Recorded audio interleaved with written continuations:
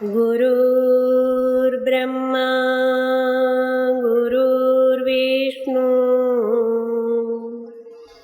गुरुर्देवो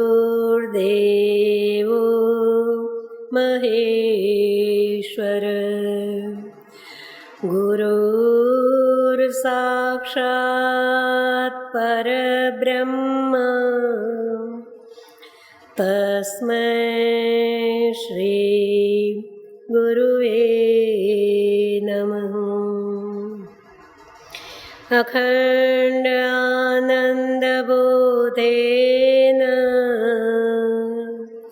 शिष्यसंतापहारिणी परमानंदरूपाय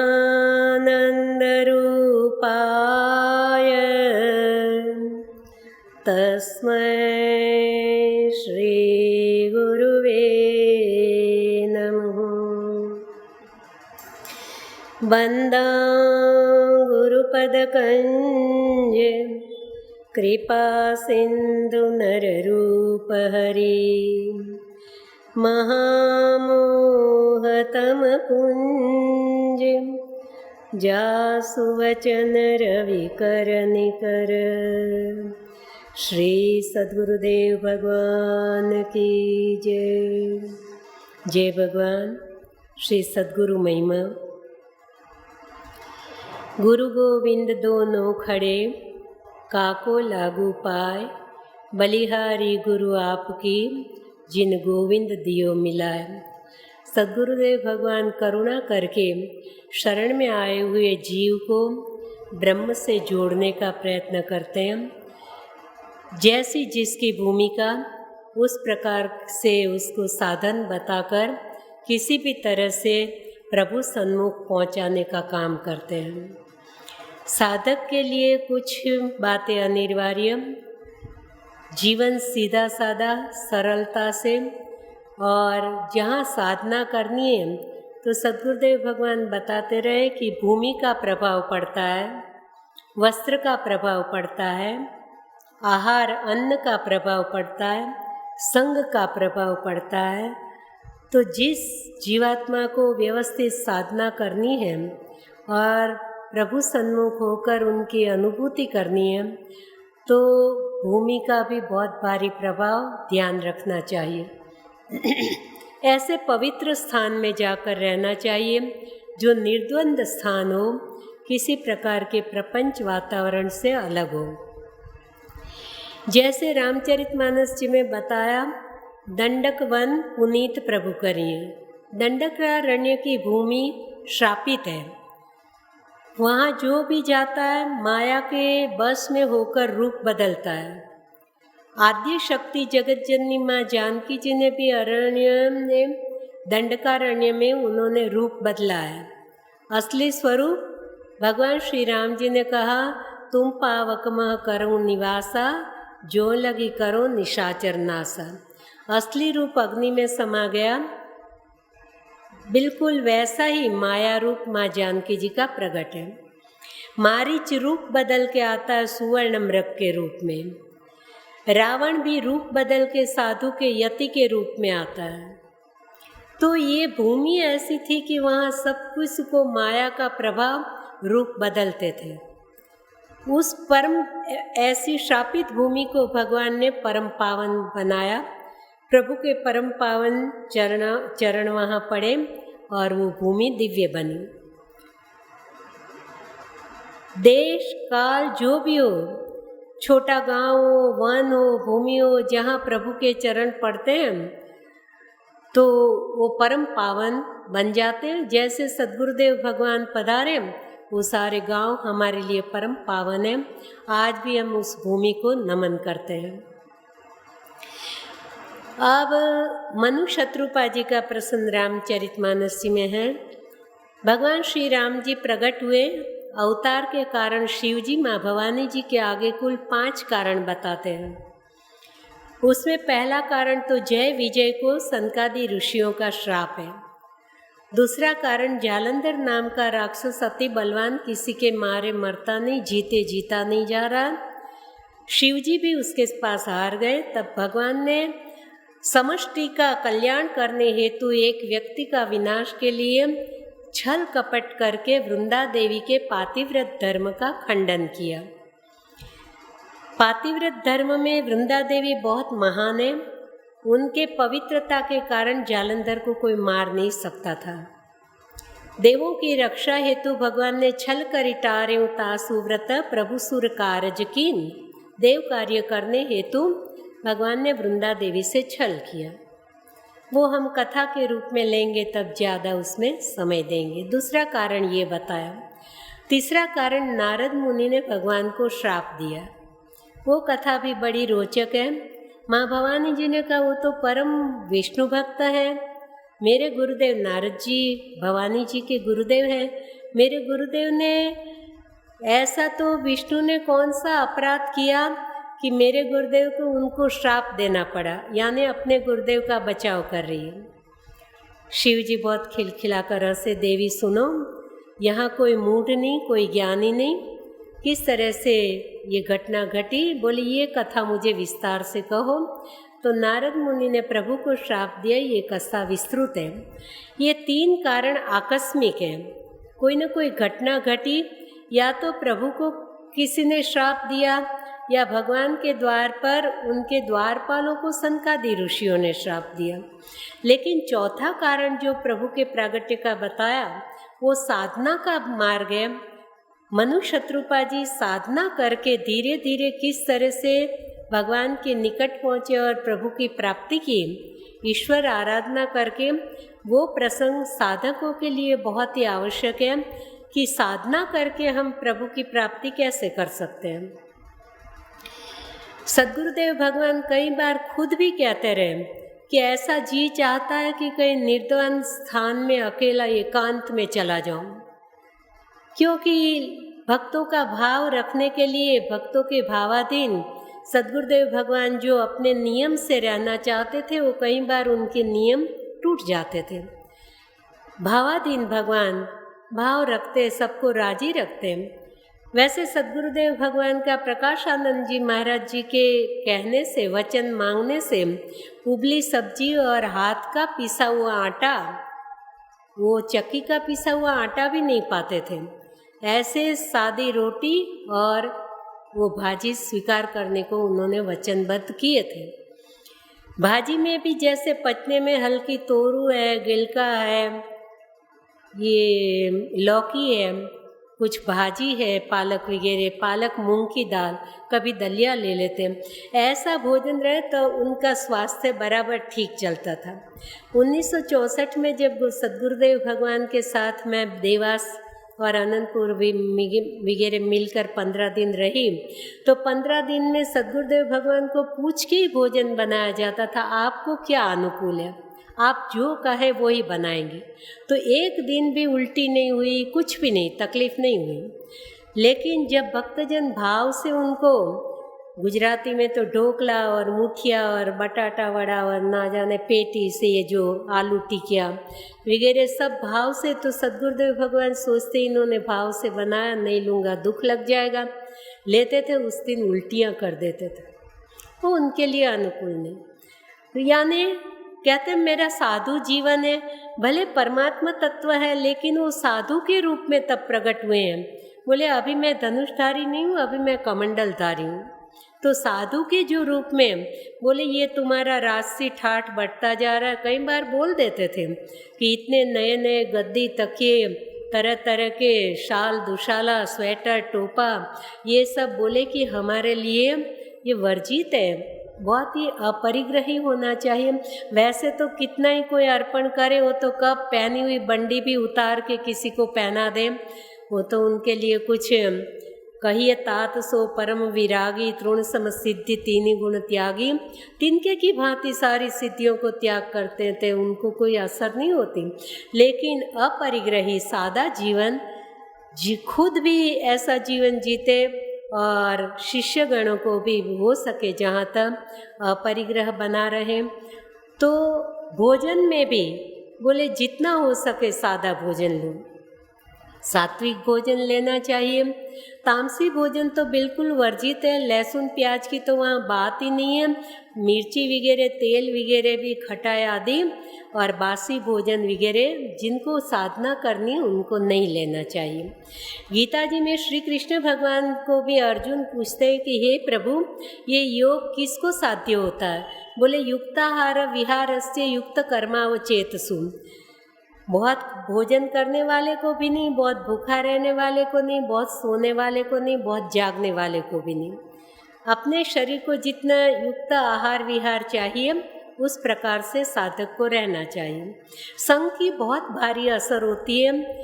जिनके जीवन का हमें पूरा भरोसा नहीं है या प्रपंची वातावरण है, जिनका जीवन व्यर्थ की बातों में लगाना, खुद भी जीवन की क्षणें अमूल्य बिगाड़ना और खुद दूसरों का भी, तो उनसे दूर हो जाए धीरे धीरे।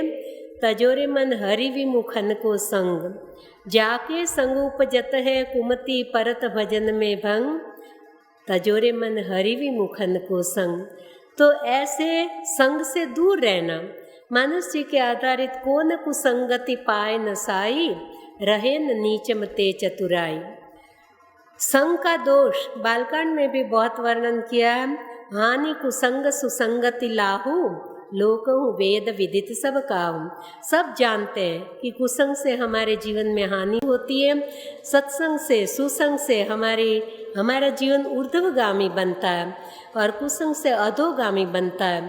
तो संग करने जैसा कोई न लगे, हमें समझ में न आए, तो सद्गुरुदेव भगवान बताते रहे कि शास्त्र का संग करो, स्वाध्याय प्रेम से करते रहो, मानस जी का अध्ययन करते रहो, संत महापुरुषों के चरित्र पढ़ते रहो, लेकिन समय को व्यर्थ में न गवाओ।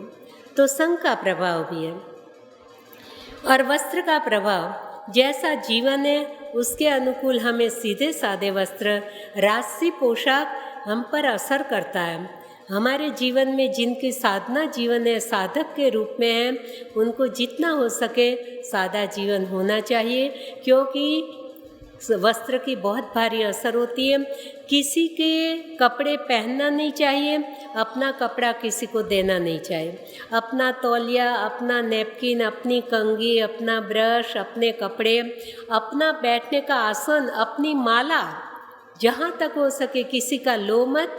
और किसी को अपनी चीज़ उसमें कंजूसाई नहीं है, लेकिन पवित्रता रखने के लिए ये बहुत ही आवश्यक सद्गुरुदेव भगवान ने बताया। तो ऐसे ऐसे जिसको साधना करनी है उसको व्यवस्थित ढंग से अपना जीवन बनाना चाहिए। सद्गुरुदेव भगवान को जाने अनजाने भी ईश्वरीय भाव से तो सब बचते ही हैं। अब जैसे हम थोड़ा सोचें तो सद्गुरुदेव भगवान की हाजिरी में उनको कभी चंवर थोड़ी डुलाया जाता था, लेकिन आज सद्गुरुदेव भगवान के मंदिर में पुष्कर रामधाम में सद्गुरुदेव भगवान को चंवर करते हैं, क्योंकि भाव ईश्वरीय भाव है, वो आज भी हमारे सामने विराजमान है। वर्ण यही ईश्वरीय भाव है, तभी तो हम चंवर डुलाते हैं, उनकी सुबह शाम आरती करते हैं। वहाँ सद्गुरुदेव भगवान हर जगह है, लेकिन वो प्रधान स्थान वहीं पे उन्होंने पसंद किया अंतिम संस्कार के लिए। वहाँ गुरुदेव कायम विराजमान है। भक्तों ने अपने भावाधीन प्राण प्रतिष्ठा किए। फिर सद्गुरुदेव भगवान तो ऐसे दाल रोटी पाने वाले, लेकिन आज हम अन्नकूट सद्गुरुदेव भगवान को भी भोग लगाते हैं। गुरु पूर्णिमा पे हर साल बहुत बड़े भाव से भक्तजन धाम तुमसे अन्नकूट की तैयारी करते हैं, अन्नकूट का भोग लगाते हैं। तो सद्गुरुदेव भगवान ऐसे थोड़ी पाते थे, लेकिन हमारा जाने अनजाने भी ईश्वरीय भाव है। जैसे ईश्वर को सारी चीज़ों का हम भोग लगाते हैं, वैसे भोग सद्गुरुदेव भगवान को भी लगाते हैं। फिर सद्गुरुदेव भगवान की रामनवमी, जन्माष्टमी वगैरह उत्सव मनाते हैं, उसमें भी हमारा ये भाव बना रहता है कि यही हमारे राम है, यही हमारे कृष्ण हैं। उस दिन सद्गुरुदेव भगवान को पुष्कर जी में केसरिया वस्त्र धारण कराते हैं, नहीं तो सद्गुरुदेव भगवान तो हमेशा श्वेत वस्त्र में विराजमान रहते हैं। लेकिन भक्तों का भाव है वो ईश्वरीय भाव प्रतीत होता है कि हाँ, तभी तो सद्गुरुदेव भगवान को पीले वस्त्र धारण कराते हैं, उन पे पीला छत्र भी धारण कराते हैं। तो जाने अनजाने भी सब लोगों का ईश्वरीय भाव तो सद्गुरुदेव भगवान के चरण में है ही। और जब सद्गुरुदेव भगवान कृपा करते हैं तो उनके भीतर ही भक्तजनों के हृदय में ब्रह्म भाव उसका प्रकट कराते हैं। आज कई लोग ऐसे पूछते हैं, बहन जी आप राम राम करते हो, रामायण के पाठ, तो आपको राम जी के दर्शन हो गए क्या? तब क्या कहो उसको? तो यही कहती हूँ मैं कि हाँ हो गए। बोले हो गए? आश्चर्य होता है। बोले कि आपने खुली आँख से प्रत्यक्ष दर्शन किए? मैं बोली हाँ। आपने उनसे बात की? मैंने कहा हाँ। क्यों? कि मेरे सद्गुरुदेव भगवान ही तो मेरे राम है। अब हम तब मना कर दें, अब उनके सानिध्य मिला, उनकी सेवा मिली, यथाशक्ति जो भी समय मिला मेरे को। लेकिन वही जब हमारे ब्रह्म भाव से हम उनको भजते हैं, बोलते भी हैं गुरु साक्षात परब्रह्म, और वो केवल बोलने के लिए नहीं है, हमारी भीतरी भावना प्रकट हो जाती है, तब हम प्रत्यक्ष रूप से उनको स्वीकार कर लेते हैं। वो उन्हीं की कृपा से वो ब्रह्मत्व खोल देते हैं अपने सामने, तब ब्रह्म भाव अपने में उदित होता है। तो ऐसे जिसको साधना करनी है, अब मनु शत्रुपा जी का हम प्रसंग देखें थोड़ा। बहुत ही सुंदर गृहस्थाश्रमी है, चक्रवर्ती सम्राट है, लंबी आयुष है, पत्नी अनुकूल है।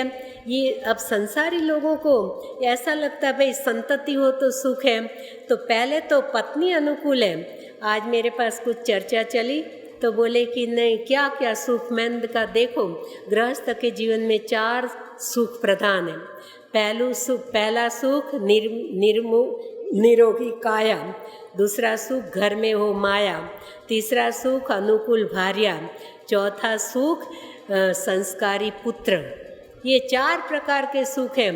तो मनु महाराजा के जीवन में ये सभी है। और कहते हैं कि भाई एक बेटा नहीं, उसकी भुजा होनी चाहिए। तो मनु महाराज को 2 बेटे हैं।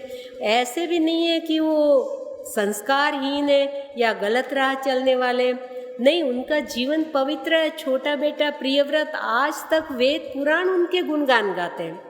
फिर संसारी गृहस्थ को भावना रहती है कि एक आध बेटी हो तो अच्छा है कि कन्यादान का पुण्य मिले।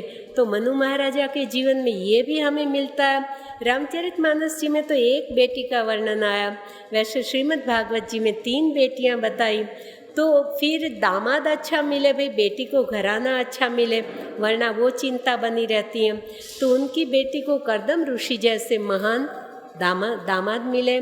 फिर बेटी के यहाँ भी संतान अच्छा हो तो साक्षात कपिल भगवान का प्रागट्य हुआ। बेटे की संतान अच्छी हो तो बड़े बेटे उत्तानपाद जी के यहाँ ध्रुव जैसे बेटे का प्रागट्य हुआ। अब लंबी आयुष है उनकी, चक्रवर्ती सम्राट यानी कोई धन संपत्ति की तो कमी नहीं है। तो इनके जीवन में खामी क्या है? कुछ भी तो नहीं है, सब कुछ भगवान ने दिया हुआ है। चौपाई के माध्यम से हम थोड़ा गुनगुनाएं। शायद 140वां दोहा है, 139 हो तो देख लेना मानस जी में, बालकांड में। स्वयंभू अरु मनुषत रूपा, जिनते बैनर सृष्टि अनुपा, दंपति धर्म आचरण नीका, अजहु गाव श्रुति जिनकी लीका, नृप उत्तान पाद सुत जासु, ध्रुव हरि भगत भये सुत जासु, लघु सुत नाम प्रिय व्रत जाहि, वेद पुराण प्रशंसहि जाहि, देवहूति पुनीता सुकुमारी, जो मुनि कर दम के प्रिय नारी, आदिदेव प्रभु दीन दयाला, जठर धरेऊँ जेहि कपिल कृपाला, सांख्य शास्त्र जिन प्रगट बखाना, तत्व विचार निपुण भगवाना, तेहि मनुराज कीन बहुकाला, प्रभु आयसु सब विधि प्रतिपाला, स्वयंभू अरु मनुष्यत रूपा, जिन ते भय नर सृष्टि अनूपा। स्वयंभू है, जन्म मृत्यु का दुख नहीं है। शत्रुपा देवी सब प्रकार से अनुकूल है। 2 बेटे हैं, उत्तानपाद प्रियव्रत। उत्तानपाद की महान संतान ध्रुव जी, प्रियव्रत के वेद पुराण प्रशंसा करे ऐसा सुंदर जीवन। देवहूति बेटी है, कर्दम ऋषि दामाद है, उनके यहाँ महान संतान कपिल भगवान का प्रागट्य है। उस महाराजा ने, उन महाराजा ने तेहि मनुराज किन्न बहुकाला, लंबे समय तक शासन किया। तो निरोगी शरीर होगा तभी तो किया, लंबी आयुष है। अब कोई भी प्रकार का, नहीं तो गृहस्थ में संसारी में सबको सब प्रकार का सुख नहीं होता है, कोई ना कोई प्रकार से तो कुछ तो खामी रह जाती है, परिपूर्ण कोई नहीं, कुछ न कुछ खामी रह जाती। लेकिन मनु महाराजा के जीवन में कोई भी प्रकार की खामी नहीं दिखाई देती है। फिर भी उनके हृदय में बहुत ज़्यादा दुख लगा। अब कौन सा दुख लगा, क्या कारण था दुख लगाने का? होयन विषय विराग, भवन वसत भा चौथपन, हृदय बहुत दुख लाग, जन्म गयो हरि भक्ति बिनु। हृदय में बहुत दुख लग गया कि चौथी अवस्था आ गई। इतना सारा सुख भोगते भोगते, राजमहल में रहते रहते, लेकिन जन्म गयो हरि भक्ति बिनु, मैंने प्रभु को नहीं भजा। मैंने आत्मा कल्याण हेतु ये अमूल्य मानव देह मिला और मैंने कुछ साधना नहीं की। साधक के जीवन में ऐसा बहुत भारी दुख लगना चाहिए। जब विह्वल मन बन जाएगा कि अरे वही रात दिन, वही सबसे मिलना जुलना, वही खाना पीना, उसी में हम फंसे हुए हैं, यही नए नए कपड़े पहनो, नया नया श्रृंगार करो, या आज इससे मिले, इससे बात की, इससे बात की, इसी में हमारा जीवन इतना पूरा हो गया। फिर भी हमने मन लगाकर प्रभु को नहीं भजा तो हमारा जीवन, ये अमूल्य मानव जीवन व्यर्थ निकल गया। हमने कुछ पाया नहीं, उसका बहुत भारी दुख लगना चाहिए। किसी को संतान नहीं है तो रोते हैं, किसी को संपत्ति नहीं है तो रोते हैं, किसी को कुछ ऐसी बीमारी हो गई तो रोते हैं, किसी को मान सम्मान नहीं मिलता है तो रोते हैं, कोई को यश नहीं मिलता किसी काम में तो रोते हैं। लेकिन ईश्वर नहीं मिले उसके लिए किसी को रोना आता है।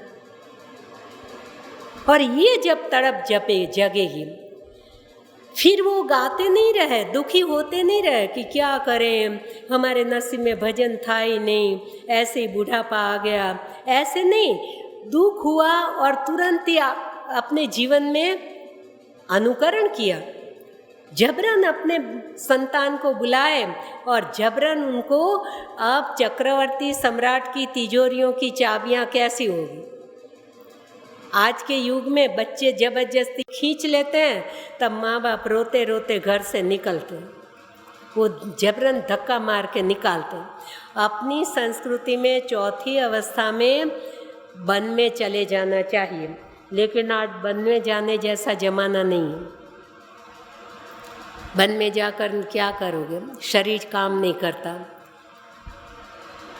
अन्न में प्राण बन गए, इतना तप नहीं कर पाएंगे। ये कलयुग है, ये जप का काल है, तप का काल नहीं है। शरीर इतना अपना काम नहीं करता, इसलिए तो राम जी ने भी पूर्जन गीता में कह दिया, कहूँ भक्ति पथ कवन प्रयास, योग न जप तप मख उपवास। भक्ति पाने का मैं क्या उपाय बताऊँ, ना तप करना है ना उपवास करना है, कुछ नहीं करना है। तो करना क्या है, बोले सरल स्वभाव सरल रखो। भीतर कुछ भरा हुआ है, ऊपर से कुछ, ऊपर से किसी को हंसते मुस्कुराते गले लगा लो और जैसे वो चले गए तो चटनी पीसना चालू कर दो। तो ये हमारे जो दो रंग हैं, ऐसा हमारा मन नहीं होना चाहिए। यदि हमें कुछ गलती या विचारधारा ठीक नहीं लगती तो उसके मुंह पे कह दो, लेकिन दो दो रंग नहीं। सरल स्वभाव, न मन कुटिलाई, मन में कुटिलता मत रखो। जो है हम ऐसे हैं, आपको अच्छा लगे आओ, नहीं अच्छा लगे नहीं से। हाँ, और यथा लाभ संतोष सदाई, जो मिला संतोष, मेरे प्रभु ने मुझे बहुत दिया, झूमते रहो, मस्ती से रहो। हे भगवान, मेरी योग्यता से ज़्यादा आपने बहुत दिया। हाँ, और वो इतना देते हैं, कभी ईश्वर से मांगो मत, मांगे उससे भागे और त्यागे उसके आगे। मांगन गए सो मर गए, जो कोई मांगन जाए उससे पहले वो मरे जो होत कहत है ना। मांगती है जीभ, लजाती है आँख, कभी किसी से मांगो मत। ईश्वर से भी मत मांगो। हे प्रभु, जो प्रभु किसी से कुछ नहीं मांगता है, उससे परमात्मा मांगते हैं। अब हम रात दिन मांगते रहेंगे तो भगवान कहेंगे ये खुद ही भिखारी है, मांगता रहता, तो इसके पास मैं क्या मांगूं। लेकिन गंगा तट का केवट, अब कछु नाथ न चाहिए मोरे, कुछ भी नहीं चाहिए, तब भगवान उससे मांगते हैं। मांगी नाव न केवट आना, नौका उससे मांगी। स्वयं परमात्मा जीव से मांगता, देखो तो सही कितनी महानता है। तो कभी ईश्वर से भी कुछ मांगो मत। हम उनको अंतर्यामी कहते हैं, वो घट घट के वासी है, वो सब जानते हैं हमारी ज़रूरत क्या है। अरे दुनियावी लौकिक पिता हो, वो भी जानते हैं कि मेरे बच्चों को कब क्या चीज़ की ज़रूरत है। वो सामर्थ्यवान है तो बिना मांगे उसको सारी चीज़ें ला के देते हैं। तो अपने परम पिता है, वो हमारी चीज़ें नहीं जानते कि इनको क्या ज़रूरत है, वो बिना मांगे ही भेज देते। मांगो मत। एक नियम ले लो सत्संग करने के बाद कि कभी किसी से मांगे नहीं, कितनी भी परिस्थिति हो, लेकिन स्वमान से जीना सीखो। स्वमान से जीना एक आत्मगौरव है। भले स्थिति आर्थिक ढंग से साधारण है तो फटे कपड़े सिल के पहन लो, रूखी सूखी खा लो, लेकिन जमीन पर सो लो, भूमि शयन कर लो, लेकिन कभी किसी से मांगो हाँ नहीं। दुनिया के सामने दीनता मत सुनाओ। वो सुनाएंगे तो वो समझेंगे ये तो एकदम असहाय है, इनको कुचल डालो। हाँ, और यदि कुछ ज़रूरत पड़ी और देंगे भी तो देंगे थोड़ा और कायम सुनाते रहेंगे, अपने सिर पर उनका हाथ रहेगा। यदि आपकी शक्ति बदल गई, दूसरे अच्छे दिन आ गए और आपने लौटा भी दिया, तो भी कहेंगे कि अब तो ठीक है, पहले नहीं था तब हम ही उसका पूरा करते थे। तो ऐसे कभी भी एक नियम ले लो कि मर जाएंगे लेकिन मांगेंगे नहीं। ये स्वमान है, ये आत्मगौरव है, सब होना चाहिए। और साधक को तो कभी नहीं, परमात्मा से भी नहीं। कृपा दृष्टि बनी रहे गुरुदेव, हम आपके हैं, आप हमारे, हमें अपना मानना। हम सेवक परिवार समेता, नाथ न सकुच आयसु देत। हम आपके हैं प्रभु, कोई भी हमारे लायक कुछ सेवा, कुछ किंकरी हो तो हमें अपना जानकर आप बता देना। ये भाव होना चाहिए। तो जैसे ही दुख लगा, संतान को बुलाया और जबरन चाबियां सौंप दी, बरबस राज सुतई नृप दीना, और निकल गए राजमहल से। तो आज वन में जाने जैसा नहीं, ऐसी कोई सुंदर संस्था है, अपने सद्गुरुदेव भगवान का स्थान है, वहाँ चले जाओ और आराम से। लेकिन वहाँ जाकर इतनी सावधानी रहो कि कोई प्रकार के प्रपंच में मत पड़ो। वहाँ जाके नया संसार खड़ा मत करो। अपने काम से काम, अपने से हो सके जितना भगवान का नाम लो। 2 टिक्कड़, गुरुदेव वो बताते थे कि तुम अकेली रहो, 2 टिक्कड़ बनाए, खाए और मस्ती से पड़े रहना। हाँ, आज 2 टिक्कड़ बना के खा के हम पड़े रहते अपनी मस्ती में। खिचड़ी कड़ी बनाया तो रोटी नहीं, और रोटी सब्जी बनाया तो खिचड़ी नहीं, लेकिन मस्ती से रहते हैं। हाँ, ये होना चाहिए। कितना चाहिए? गुरुदेव कहते हैं मुट्ठी धान के लिए हाय हाय क्यों? और कितना भी इस जीभ को चटाने के लिए मीठा मीठा खाओगे। गुरुदेव कहते हैं इतनी सी चमड़ी के टुकड़े के लिए हाय हाय क्यों करते हो? जबान बाहर निकाल के अंदर कवल रखोगे तो स्वाद नहीं आएगा। ये आगे के चमड़ी के टुकड़े में इतने में स्वाद है। और गुरुदेव बताते थे कि घाटी के नीचे उतरे और माटी, ये घाट उतर गया ना अन्न, फिर माटी बन गया। फिर उसकी कोई कीमत नहीं। अब किसी को कचौरी समोसा जलेबी बहुत प्रिय है और गरम गरम आ गए और दबा दबा के दूसरी बार मिले ना मिले, आज मिले हैं तो जरा 2 और खा लो, और मानो कि वो नहीं पचा, 10 मिनट में अपने ही शरीर में से उल्टी होकर बाहर निकला, तो बहुत भाने वाली चीज़ अपनी चीज़ शरीर से बाहर निकली, चाटो उसको, उसके सामने देखना भी अच्छा नहीं लगेगा, क्योंकि एक बार घाटी उतर गया वो माटी बन गया। तो सद्गुरुदेव भगवान कहते हैं कि क्या वो दांत दिए तब अन्न न दिए देगो, जब दांत न थे तब दूध दियो, अब दांत दिए तो अन्न न देगो, उन पर विश्वास रखो, तुम मुट्ठी धान के लिए हाय हाय क्यों करते हो। हम केवल उसके पीछे पड़े रहें, हमें संतोष नहीं, हमें उसका अंत ही नहीं है।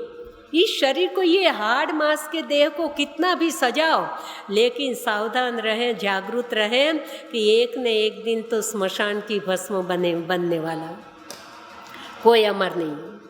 कैसे जल्दी जल्दी दिन बीतते जाते हैं, जरा सोचे भूतकाल को, तो सोचते हैं कि अभी कल तो हम छोटे थे, स्कूल जाते थे, आज इतने बड़े हो गए, तो अब 2-5 साल जो भी बोनस है सद्गुरुदेव भगवान की कृपा से जीवन, उसमें और सब मत्था पच्ची से बाहर निकल जाओ और हरि भजो, हरि भज ले अपने मन को। नहीं तो मैं यहाँ गाऊँ, सामने दूसरे गाए, तो मैं सोचूं कि मैं आपको कह रही हूँ, और आप जब सामने वही बात गाओ तो आप सोचो कि हम तो बहन को कह रहे हैं, किसी को ही लागू नहीं पड़े। नहीं, भजन होते हैं अपने लिए, अपने मन को बोलो, हे मन तू जाग जा, मन से बहुत बातें करो, मुक्ति और बंधन का कारण मन ही है।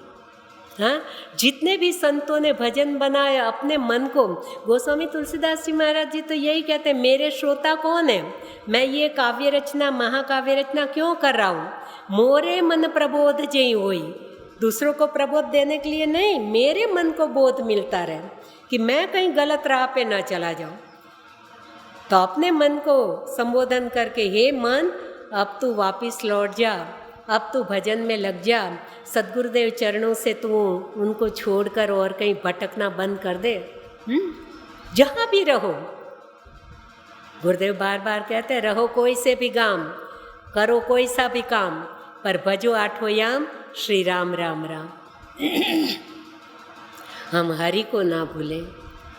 हरि भजले, हरि भजले, हरि भजने का मौका है, हरि भजले, हरि भजले, हरि भजने का मौका है, राम भजले, राम भजले, यही मौका अनोखा है, राम भजले, राम भजले, यही मौका अनोखा है। सद्गुरुदेव भगवान ने अभी कितना सुंदर अनोखा मौका दिया है। लॉकडाउन, पड़े रहो घर में, कहीं नहीं जाना है, तो अनोखा मौका दिया, अनोखा अवसर दिया, लाकर बिठा दिए चित्रकूट में,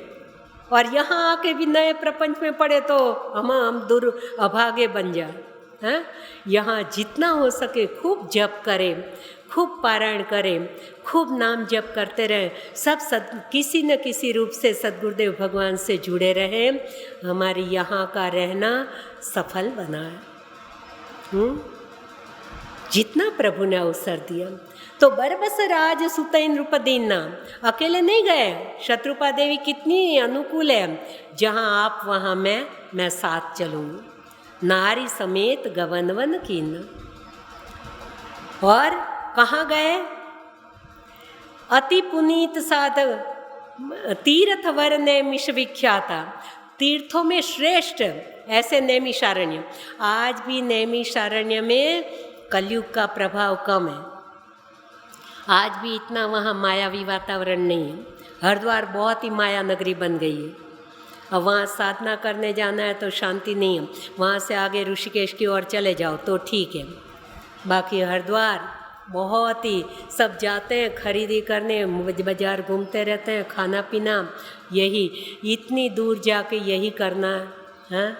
ऋषिकेश में लक्ष्मण झूला की और कहीं गंगा के तट पर एकांत में जाकर बैठ जाओ। जिसको साधना करनी है, जिससे प्रभु की अनुभूति करनी है, जिससे ईश्वर से जुड़े रहना, हाँ, ऐसे नैमिषारण्य, गोमती जी का किनारा, धेनुमति तीरा, तीर्थ वर नैमिष विख्याता, तीर्थों के श्रेष्ठ है, वर है तीर्थ वर नैमिष विख्याता, अति पुनीत साधक सिद्धि दाता, परम पवित्र भूमि है, साधकों को सिद्धि प्रदाता है।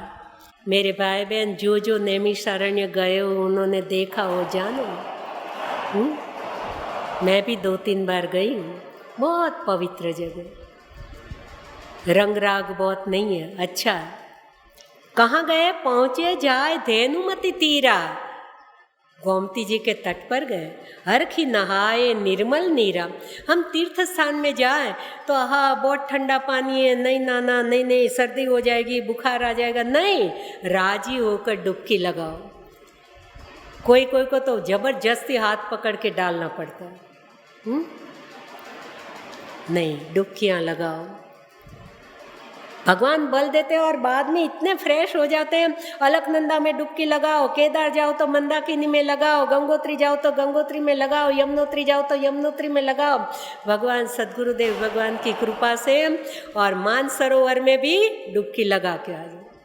-4 डिग्री था तापमान और इतनी ठंडी हवा चल रही थी। हमको आदेश था कि 2 मिनट से ज़्यादा मत रहना। डुबकी लगाई और भाग गए। आनंद आ। अमरनाथ कितनी ठंडी वहाँ भी, लेकिन गए हैं तो हिम्मत करके राजी होकर। तो मनु शत्रुपा जी हर की नहाए निर्मल नीरा। बड़े बड़े सिद्ध महापुरुष उनको मिलने आए, राजा जानकर नहीं, राजर्षि जानकर। और रास्ते चलते कैसे लगे? पंथ जात सो है मति धीरा, ज्ञान भक्ति जनु धरे शरीरा। कोई कोई रास्ता ऐसा होता है कि उस रास्ते पे हम चलने पे हमारी शोभा बढ़ जाती है। हम रोज श्री रघुवीर मंदिर जाएं तो कोई भी देखेगा तो बोलेंगे ये बहन रोज इस समय पे मंदिर जाती है, तो हमारी शोभा बढ़ती है। और कोई कोई ऐसे गांव के भी रास्ते जहाँ संत चरण पड़े तो वो रास्ते सुंदर हो जाते, वो गांव सुंदर हो जाते। देश काल गांव वन सब जहाँ जहाँ प्रभु के पांव पड़ते हैं सब सुंदर बन जाते हैं। तो महाराजा मनु जी और शत्रुपा जी जहाँ चल रहे हैं तो कैसे सुंदर लग रहा है। ज्ञान भक्ति जनु धरे शरीरा। अब ज्ञान स्वरूप कौन है? भगवान श्री राम जी। और भक्ति स्वरूपा कौन है? माँ जानकी जी। हाँ, चित्रकूट के जंगल में भगवान विराजते हैं तो ऐसा लगता है कि जीव ब्रह्म और ईश्वर जैसे वन के रास्ते चलते, आगे राम लखन पुनि पाछे, तापस वेश विराजत काछे, उभय बीच सी सोहति कैसे, ब्रह्म जीव बीच माया जैसे। राम जी ब्रह्म है, माँ जानकी जी माया स्वरूप है, लखन जी जीव स्वरूप है। ऐसे जा रहे तो माँ जानकी जी ज्ञान भक्ति जनु धरे शरीरा। भगवान राम जी ज्ञान स्वरूप है। विश्वामित्र जी लेने जाते हैं राम जी लक्ष्मण जी को तो यही कहते हैं, यही मिस देखो प्रभुपद जाई, कर बिनतियाँ नो दो भाई, ज्ञान विराग सकल गुण है ना, सो प्रभु मैं देखब भरी नैना। लक्ष्मण भैया वैराग्य स्वरूप है, भगवान श्री राम जी ज्ञान स्वरूप है। तो ऐसे सुशोभित लग रहे हैं मनु महाराजा शत्रुपा जी जैसे सीताराम जी जा रहे हैं। आए मिलन सिद्ध मुनि ज्ञानी, धर्म धुरंधर नृप ऋषि जानी। राजर्षि जानकर बड़े बड़े तपस्वी सिद्ध महापुरुष मिलने आए। देखिए अब संग कितना अच्छा हुआ। जहाँ तहाँ तीर्थ रहे सुहाए, मुनिन सकल सादर करवाए। नैमिषारण्य में बहुत सुंदर पवित्र तीर्थ स्थान है। वो ऋषि मुनियों ने साथ लाकर उनको दर्शन कराए। हम किसी भी तीर्थ में जाए तो सद्गुरुदेव भगवान बताते थे कि किसी तीर्थ में जाओ तो कम से कम 1 दिन का तो उपवास करना ही चाहिए। वो तीर्थ की महिमा है। वहाँ जाकर तीर्थ की महिमा गाओ, तीर्थ की महिमा जानो और श्रद्धापूर्वक सभी तीर्थों को प्यार से भाव से दर्शन करो। तो जहाँ तहाँ तीर्थ रहे सुहाए, मुनिन सकल सादर करवाए। अब देखिए, अन्न का त्याग किया, कृश शरीर मुनि पट परिधान, राज पोशाक छोड़ दिया, मुनियों के वस्त्र धारण किए। मेरे भाई बहन, कपड़े का बहुत असर होता है। गृहस्थ में लाल, पीले, हरे, काले जैसे भी पहने, लेकिन जो साधक है वो सफ़ेद है, वो सात्विक गुण के लक्षण हैं, उनको सीधे साधे श्वेत वस्त्र धारण करना चाहिए। मेरा खुद का अनुभव है, छोटी थी और एनसीसी के 3 साल जब स्कूल में पढ़ती थी, 3 साल का कोर्स किया था, तो जैसे ही मैं एनसीसी के कपड़े पहन लेती थी और वही जूते, वही कैप सिर पे आ जाती थी, तो मेरी चाल बदल जाती थी। और तीसरी साल में तो हमको 3-0 राइफल हाथ में देते थे, लाइंग पोजीशन की हमें फायरिंग कराते थे, तो उस समय तो ऐसे वीरता का झोंम आ जाता था कि सामने दुश्मन है, देश के द्रोही, तो उनको अभी के अभी शूट कर दो। तो वो जो चीज़ हम लेते हैं या जो चीज़ हम पहनते हैं या हमारे कपड़े वगैरह का इतना असर हो ही जाता है। तो कपड़े, मनु महाराजा शत्रुपा देवी ने मुनियों के वस्त्र धारण किए, जिनको साधना करनी है, उनके कपड़े राजपोषा, तमोगुण प्रधान, रजोगुण प्रधान नहीं होने चाहिए।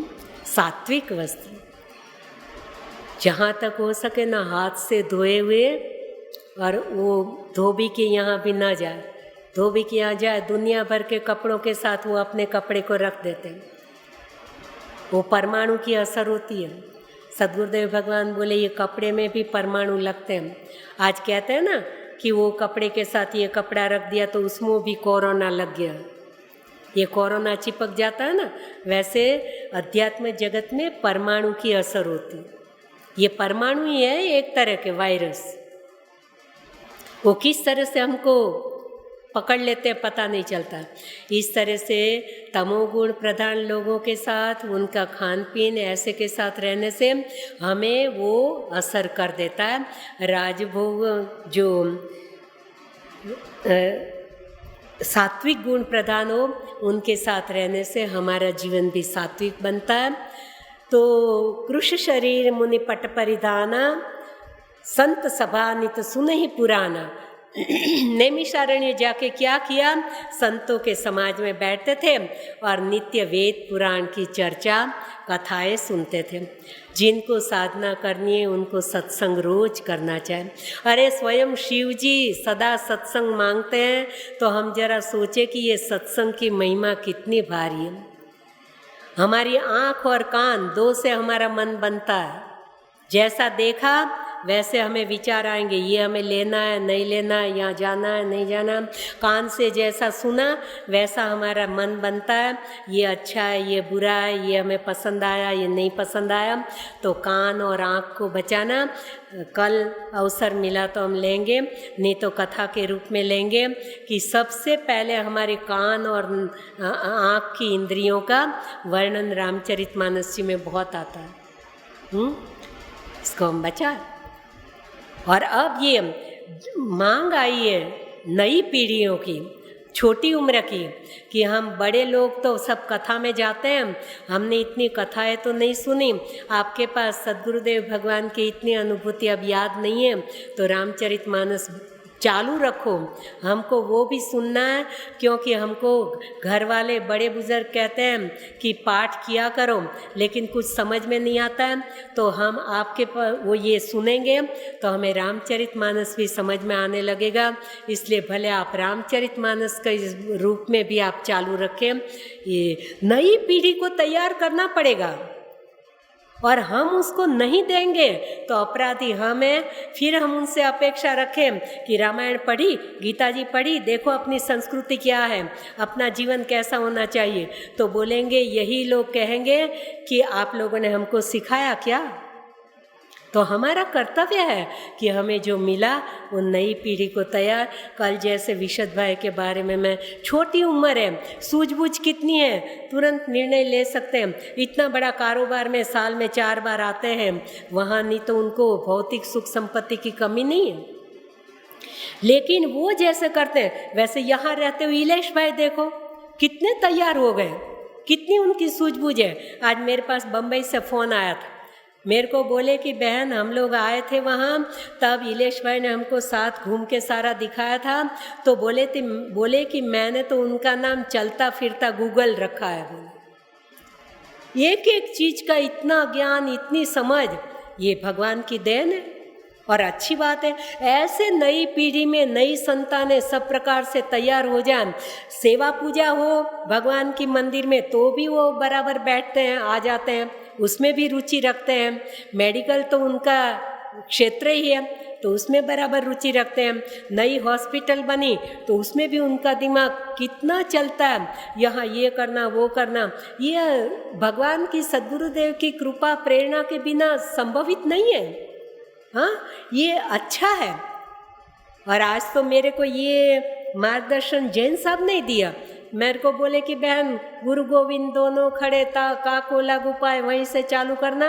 और अब बोले कि अब गुरुदेव ने गोविंद से मिलाया, तो गोविंद से मिलने के लिए हमें रामचरितमानस जी का पाठ करने को कहा, जप करने को कहा। ऐसे करते आप रामचरितमानस जी की ओर मुड़ जाना। देखिए वो तो डॉक्टर है, नहीं तो हैं, लेकिन इस तरह का, इस साइड का भी ज्ञान है ना, समझ है ना उनको। तो अच्छा मेरे को मार्गदर्शन कर, जहाँ से कोई भी अपने को अच्छा मार्गदर्शन करे स्वीकार कर लो। नई पीढ़ी को तैयार करे, नई जनरेशन, चाहे अध्यात्म जगत में हो, चाहे आज की जो देश काल समय के अनुकूल जो मांग है, सब प्रकार की सुविधा, इंजीनियर हो, डॉक्टर हो, व्यापारी हो, लेकिन जिसका जो क्षेत्र है उसको उसकी तरह आगे बढ़ाना है। और सद्गुरुदेव भगवान के कार्य क्षेत्र को खूब खूब आगे बढ़ाकर गुरुदेव की खूब कृपा उतरे, ऐसे कार्य सबको मिलके करना है। अब कल से जहाँ तक हो सके रामचरितमानस जी का हम अध्ययन, और बीच बीच में सद्गुरुदेव भगवान की कोई बातें, जैसे आज घाटी के नीचे उतरे माटी आ गया, वैसे कोई कोई प्रसंग याद आ गया तो बीच बीच में वो भी ले लेंगे। संत चरित्र, सद्गुरु चरित्र, गुरु महिमा, ये भी मानस जी के आधारित आती रहेगी। तो कल उसमें प्रवेश करेंगे। आज का समय पूरा हो गया।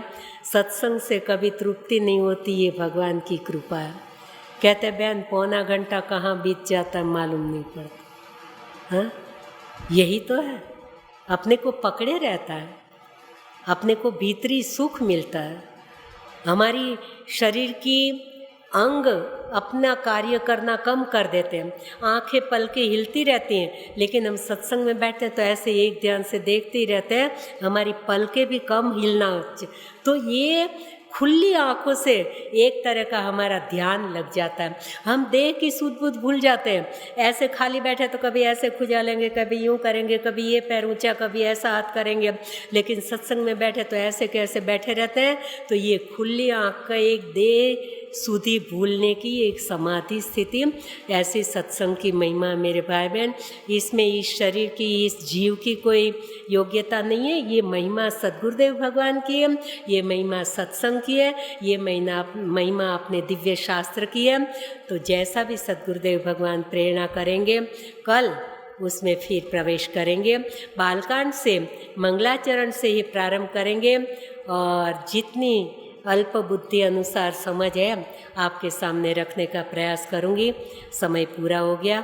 विराम। जय भगवान।